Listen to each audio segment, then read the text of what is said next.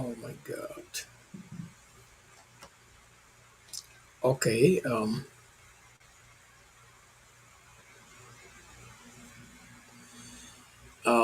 Again, we want to welcome you there here in Instagram, on YouTube, and Facebook.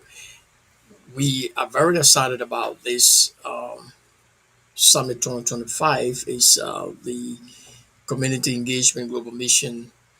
We've celebrating the anniversary, and we're going to be coming up with um, the promo tonight. With the club mass on Sunday. Now, today was a wonderful time, and I want to say thank you for those of us who pop in. And no matter what, that is uh, what it all about. And when we talk about mental health, and we talk about issues of how can we end hunger and homelessness, we look around us and see where we are in our communities, in our church, in our whatever religious organization we find ourselves. Now, look around you and see whether you can predict the future of the world.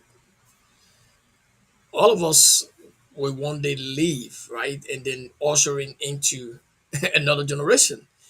Now, the community engagement is all about reminding us about our responsibility and uh, uniting together to solve a problem. It almost like beginning from the husband and wife or probably whatever relationship you find yourself. Tonight is very interesting that if you look at the word and play with it and see, well, homelessness is prevalence. Let agree that we know it's prevalent. We know that it's the fact that people are homeless, right? We talk about the numbers of homeless people in the world. And this is not a joke. This is about reality. And if we look at our own setting, if we look at our own way of life, how do we see uh, ourselves ending out at the end of our life, our children, especially um, when it comes to this modern days. Society is getting to sort of vines, and with global issues like hunger, it becoming a kind of problem that we ourselves cannot solve alone. I was in a meeting yesterday talking about, uh, the issue of mental health and, how can we, you got social groups, different groups that are, helping each other. How can we encourage that person who is doing it alone? And there's a book called I'm Not Sick. I'm going to be talking about that book a little bit in some of the meetings that I'm going to be having here beginning next week. But my purpose here tonight is to talk about a little bit about the summit and the ongoing summit. And, when we talk about the summit and what it means, and to continue what we're doing, in other words, help other people to understand. Community engagement is not just about appearing here on Facebook to talk about something that they don't know about. Now, if you look at hunger globally, okay, the statistics prove that over 735 million people around the world face chronic hunger. So, how alarming it is! If you look at that statistics is alarming. About 1 in 9% of people globally is undernourished. In Africa, we have the highest prevalence of hunger. About 1 in 5 people affected.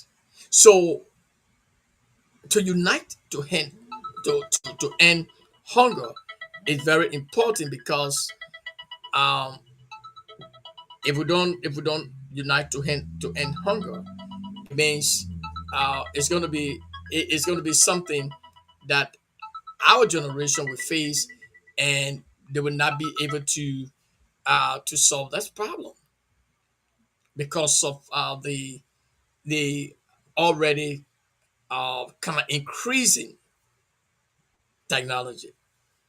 So, how can we unite to solve the problem of hunger and homelessness? It's a very interesting topic, and we highlighted some issues of uh, disunity and the rest of it. Probably I'm come from this background. The next person come from this background, and we all live in the center of something that where we can both meet sometime, and sometimes we don't even understand how to compromise or to solve issues of problem that seems to be very simple. So not being part of something or being part of something but not trying to solve it, that's a two different stuff. So when we talk about how do we actually end hunger and homelessness, is kind of it's a kind of topic that between you and I, those of us who are very much interested, if we look at homelessness, it tied to crowds, it tied to maybe civil war, civil crowds, sickness, homeless. I mean, kind of homeless also when it comes to stress, depression. You can name all the different factors, okay, that attributes or to attribute to this thing called homelessness or hunger. Okay, when there's a crisis, people I kind of disarray. People leave their homes and go to unknown places. They are displaced. They become homeless. Hunger struck them because people will have to come to their aid. So in homelessness also globally, more than 150 million people are homeless. Over 1.6 billion people lack adequate housing, including slums and you're talking about different informal settlements and a different thing that has to do with housing and settling, wherever you feel like settling. Now, so this is a global issue. This is not just a kind of domestic issues or internal or external. When we talk about the country that we live or outside the country or different part of the world. So in the United States alone, is about in 2023, we're talking about 44 million Americans live in food insecure household. That means people depend on food and on insecure. Uh, Actually, like we talking about the street friend, master street friend doing very well, and getting food to the people. Sometimes we just take it there to them, or sometimes they come and pick it up. The food banks of New Jersey doing very well, okay, to keep at least helping struggling family. So all of us are facing this thing, but how can we unite to end it? Thanking those different organizations like Master Street Friend and the rest of us who are doing the best we can in our leeway to help off. But it depends also on the individual who are in the community, our legislature, House of Representatives, and we're talking about leaders who have the heart to serve. So if in Africa we can say, for instance, if we can come together to solve this problem, it means that we are solving the problem and are not alone. And it take a very serious people or people who love their country, their community, and the people to step out. And I was thinking, there's no need to talk about issues that we know we can solve. One, two. There's nothing that God have created or for that we cannot solve. First, with the power of God, there's nothing that's impossible for God or to God. So the kingdom of God was established when you go back and see in the Bible from Genesis chapter 1, if you see chapter 2, verse 4, it said, you know, God saw that, man, was have nothing, right? And well, there was no man to till the ground. So he had to make man. Now, to till the ground means to walk. So we have to put ourselves to work and ask God for wisdom because you can have all the education. There are people that are educated, brilliant people. But what happened? Wisdom is lacking because we apply something else to destroy nature. So how can we unite to help in this situation? It depends on every individual bringing the pieces together. It's not about the community engagement. No, the community engagement is just an institution that have limited power to stop anything from happening. But with the technical know-how and what we're doing to help people to read and understand that these factors are contributing factors that has to do with creating something for something to happen. In other words, out of in the, to make it worse or to reduce it. Now, so we cannot fulfill that except we unite, even from the beginning of the home. And I think that people are not serious about doing it because I would tell you, sometimes we say these things because history will judge us. History will judge us. Learning to lead, you got to understand that when you learn, in other words, what you learn and what you know, you put it into practice. So when you start envying and jealousing the next guy who or the next lady who has something to do to change her community, then of course it get that project stuck in the mud only because you feel that, well, okay, once it's not me, I'm not going to let her to do it, or I'm not going to let him to do it because these guys are not the right people, right? Or this person is not the right person to do this thing. We are the right. So we what happens is that uh, we forgot something. We got our children with us, right? And we living that with them. That generation will also learn. The community engagement is rights and responsibilities. So our responsibility to take action, choices we made, will help us to the next level of our life, to the next level of the thing that we want to do in life. Because except we can apply it. I was very shocked sometime today. And I will be very frank, it's not about no one else, it's about what God wants us to do. So if you maybe decide to help the other guys who have a project and say, no, I'm not going to help this guy because when I help him or when I help this organization, they're going to take maybe too much credit. Or if I help these people, they are going to be great and, they're going to be, kind of aggressive or something you think in your mind as a human. So how can we stop? How can we minimize except we unite?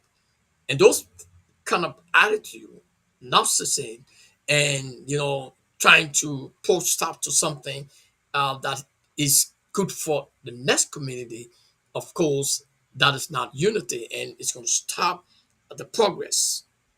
Okay, they're going to slow down the progress for those people who deserve it because they are human, even living in our country, and deserve the best. That is how we can think about having positive mind. So it helps them. Now, what happens with people with stress, and these are things that happen when it comes to joblessness, stigma, they have been stigmatized. We're going to be talking more about these things. The reason is because I was telling somebody, I said, look, we appear on this Facebook. When someone appear on this Facebook creating content, we're going to be more than 1,000 people on this platform looking at them, or they want to solve a problem on the surface. Sometimes we are solving the problem on the surface. We are not going to the root of the problem. Okay, we're talking about African unity, but how Africa can unite when Africa is not together, right in the middle of a country called Nigeria, also in other countries, even Liberia, all of us. So the question about unite to end hunger and homelessness in the world globally, we start the discussion right now. It's going to also continue, and then in November the bigger one is coming up. But my concern is not about Jarvis. I'm a little guy. I This organization is not about um, doing it alone. No, it's about the question about God speaking to us. This is not a natural thing alone. It is divine. So I my question for all of us, those of us who really want to change our life, our society, not just pocket and get fat and eat all the good thing and die with it. Die with your dream. Many of us have gone to the elder grave. Many of our forefathers went to the elder grave with nothing being achieved. Some of them achieve it halfway and then not even pass it on to the next generation because of selfishness. Now, the community engagement, the Life Empowerment Network is not about, well, okay, hiding the information, not really being loving, caring, partnering, networking together to make it happen. That is our focus. That is our projection. So as we speak, we're going to be the second date is tomorrow, and we're going to be using this site. So those of us who will receive the link to come into the meeting, well, we want to thank God for you. But this is the reality of our and unite to end hunger and homelessness. That depends on every individual organization. Some of us don't have an organization, but we have a vision. We have experts. We we doing some good things, right? We can make all the money. We can do everything, okay. But one thing I know, if we do it dubiously, that means we undermine, we corrupt. We're gonna leave that little money or billions of dollars back here in the world, whatever you are in the world, with people that you did not know would enjoy it. Take it or leave it. Why will you not give to your community and you are keeping billions of dollars in the banks? You are corrupting people money and giving it up to people who will not even use it for the purpose of the kingdom, for the purpose of developing the kingdom. So how can we unite? How can we unite to end hunger when one person is saying to themselves, I'm not going to support this group because, well, they are not our type. Well, one man or one woman, one group of people is saying to themselves, well, we continue this thing because these people, when we give them a chance, they're going to arise like the Israelites and Egyptians. So we will continue to be that cycle and increase problem for our children, our generation. And so these conferences or the summit that we're having today is to open our mind, our eyes. We have a questionnaire that we're going to be giving up to our panelists who will be part of the meeting tomorrow and maybe the rest of the day, and other people who will be part of the meeting on Sunday. Now, this is not about multitude of people who seems not to understand that there is a problem. You can take it or leave it. You can see it. Even in family setting, there's a problem. We see that people fighting each other. That's a problem. You can solve it because if you fight, you can own anything because somebody is saying, "Well, I'm not going to allow this person to own this because, well, if he or she owned this, she would be Mr. Big Stuff." Okay, and I was talking about the fact that people were saying not religious tolerance, which is something that also is very important in some nations. You don't allow other people to go to express their religion, right? You can. Okay, in other people in other places, you can see it's privilege. So, and when they express, you go to other places, you create chaos. And when people are displaced, they go to places they become homeless. And when they are homeless, there's no job. So then what happens? It increases the problem of that nation. When there's an economic situation, homelessness also uh, occur. So how can we unite to solve it? We can unite to solve it. Get back to our basics and understand respecting other people's rights. Making it to be like, well, okay, we agree, but let everything we have principles. So let us go back and respect the foundation of a nation or a people, not looking at the fact that we want to be seen, we want to be heard, we want to be, well, everybody want to be heard. So because it's not optional, we must agree that we have a problem. How can we solve the problem? Let's come together to discuss these issues. It is not about me. No, Jarvis is just another guy. Kennedy might be another guy. Whoever comes on tomorrow on the summit, Sarah could be just a little girl, or probably somewhere in the kingdom of London.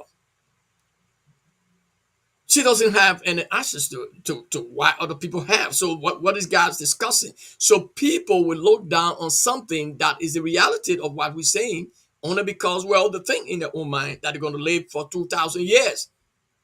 Pretty soon, some of us be gone. Then the question come back to us before we leave the world. Why did we not open to our young people? In other words, for them to agree to know that we made a mistake, let them solve it, or let's solve it before we leave this world. Back home, I talk to the guys and I see that people that are passive minded and not understanding that there's a problem. Our forefather left this problem. We see it now. We realize that that's a problem. They did that to divide and rule and things that went on in Africa and other things that is not right. Let's talk about it, because even if you don't talk about it, let agree. Give it another 20 years. Those of us who are watching me tonight, what is your age? What do you think you can do after 20 more years? That you have to keep something, hold it, suppress other people, corrupt the people money, pull it in the bankers take it, and everything scattered. You leave, got in a plane, travel to West Germany, something happened, nobody know what you're doing. At the end of the day, you have corrupted people money, and the people that you did not know will eat the money. So in other words, to unite means corruption, yes, you can minimize it, yes, but don't do it to the place where you depriving the real people of what they deserve. Look back and see most of the guys and the people who do that. Sometimes their children cannot even not even qualify to take care of their properties or their inheritance. Some of us say, "Well, I'm building work for my children," but the children you're building work for, you are not preparing them for the work. Learning today, leading tomorrow. You cannot. You cannot. So I look at people sometimes. I say, "Well, I'm a different guy." You can play me up. You can try to think that you're smart, or try to think that you want to suppress me, or try to think that you're just wasting your time. The reason is because if you do that, I'm stay alive, and I stay have this vision burning in me, and stay passing it on to others. The truth about it is that people will realize this is the facts. But even in the ministry here in America, um, most of the guys are not united because this person is having this thing is not their tap, it's not their ministry. They are not coming from the same denomination. So, well, we're not going to support them because, well, we're not from the same denomination, but we're talking about the same God. We're talking about the same thing. So, unite to end hunger begin from right in our mind, our mindset, positive mindset, good verbs.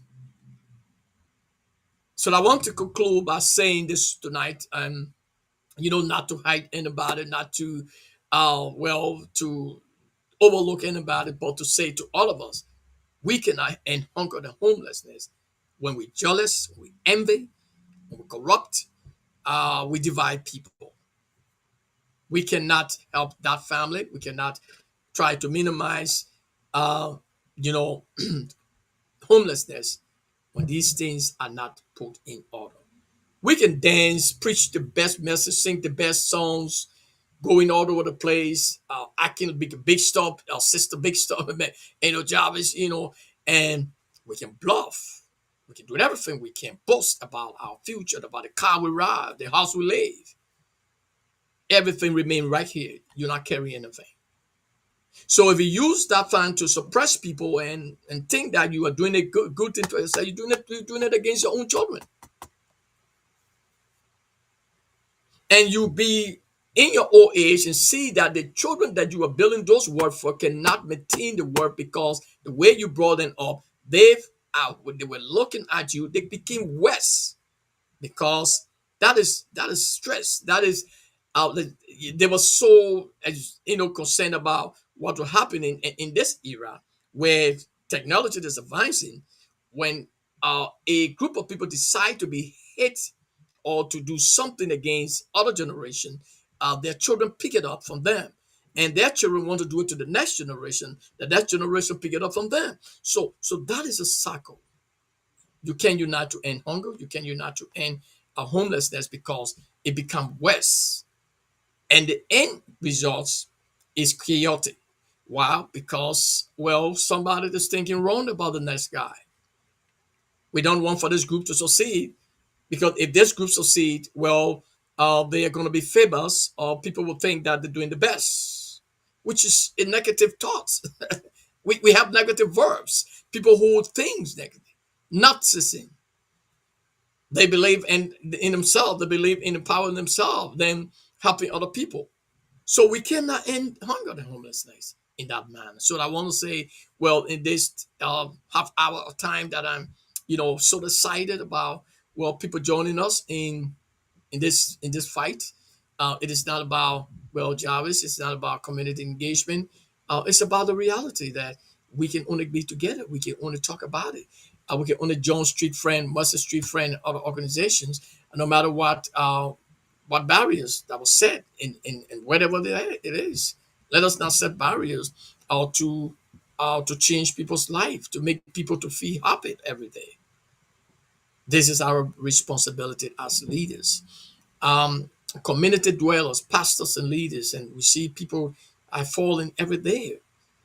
The question I want to leave with you: what are you doing with the thing that God gave you to do?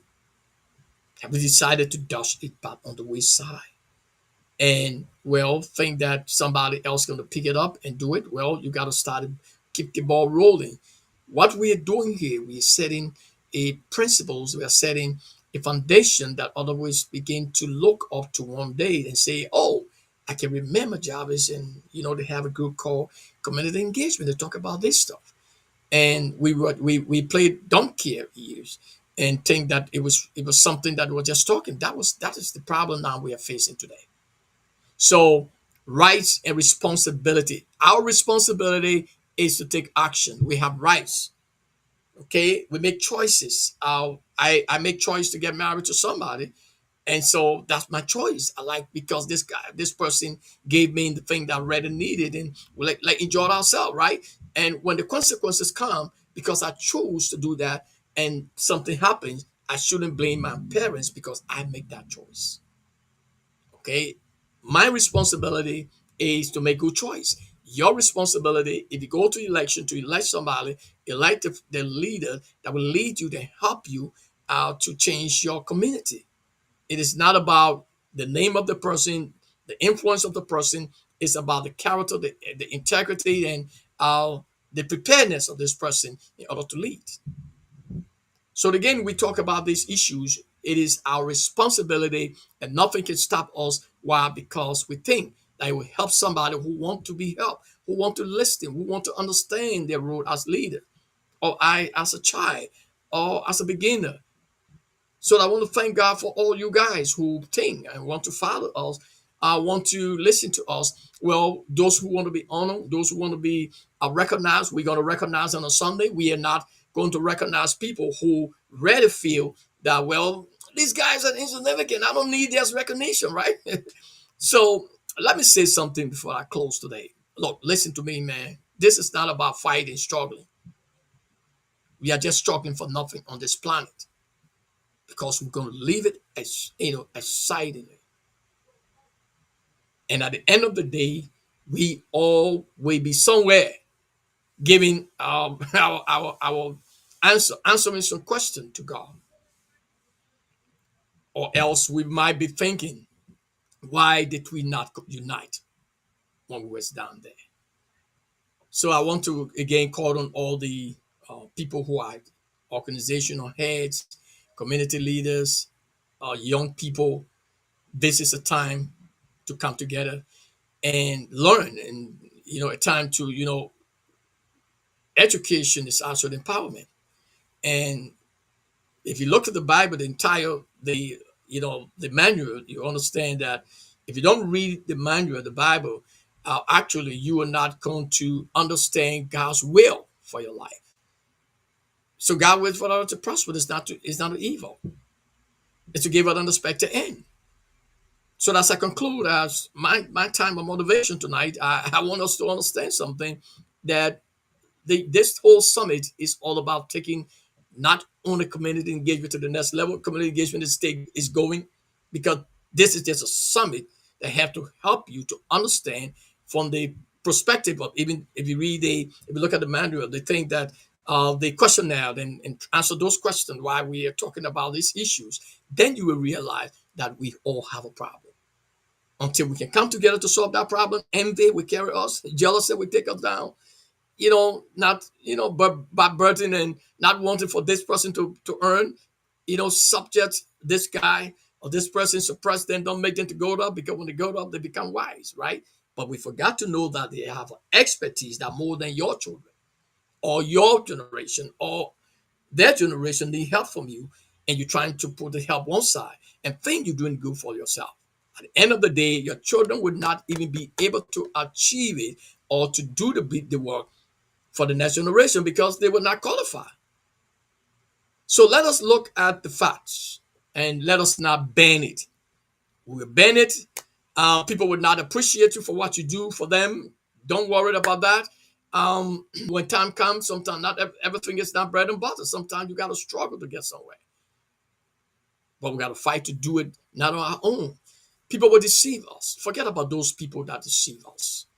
You will have relationship, people that you start discussing, they talk to you today, tomorrow they talk different thing on the other side to the next person out of your eyes. But it doesn't matter. What matters is about what you know what you're doing. Some people are thinking about religious probably setting. Just think about people to give these opportunity to be part of your religion. No, then that's a problem. So let us begin to look at these issues, and that's how we can solve the problem of when it comes to homelessness and hunger. Thank you for joining us. And we see tomorrow tonight. I'm going to send up the link to two people who I'm going to talk to. If you don't receive the link, well, maybe I feel that you're not going to come in, or maybe you don't want to come in. We don't have problem with people coming in, whether you are on the flyer or you're not on the flyer. Everybody has their business schedule. The world is get a lot of things going on. People could be caught up into it, and well, they put the name on the flyer, but they caught up into something. No problem. Just say, well, I'm not able to come because X, Y, Z. That is not a problem. Okay, so all we want to do is to cross the message over, let history judge us, and let us our own conscience judge us in the next 2 months, 2 years, and say, oh, we've been talking about this stuff, but we sometimes overlook the thing that gave us the light. Okay, so let's follow. And when I went down to the meeting, the NAMI walk, I saw that people of color was not. You can see them nowhere around. So what is going on? We need to get together. We need to fight against you know mental health situation, or else it fight us and take us home. We can only unite to do it. Let us unite and change our words. Okay, it made the world a better place for all of us. Thank you, and thank you for following, man. God bless you, and God bless all of